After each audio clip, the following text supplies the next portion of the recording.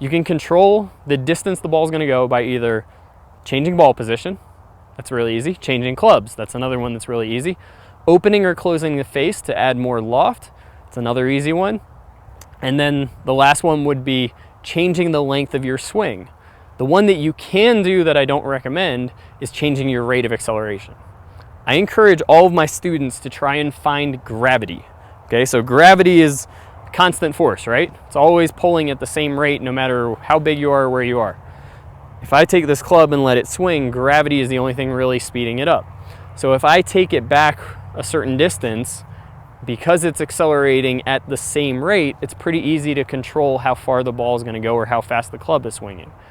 But if I were to bring it back this far and then artificially speed it up, now I'm going to have to artificially speed it up the same amount every time in order to have control.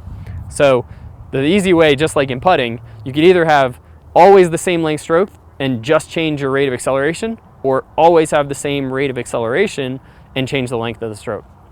So the first and easiest way is to get used to changing the length of the swing. So that swing right there may hit the ball 15 yards, and that going a little bit further may hit it 20.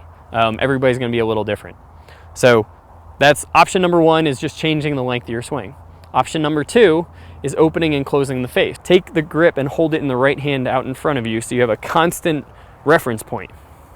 So my normal for a finesse wedge may be vertical like so, right? My normal for a full swing may be 20, 30 degrees closed.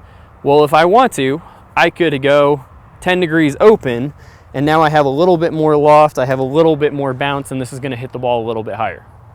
Option two, I could always just switch clubs. If I need to hit the ball a little bit further, I could take one with less loft. If I need to hit the ball a little bit shorter, I could take one with more loft.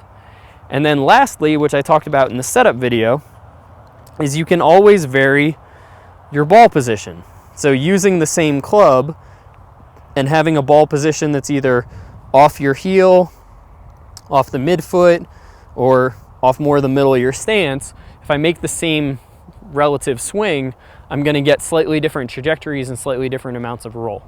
So those are the 4 ways that I recommend that around the greens you play around with controlling your distance.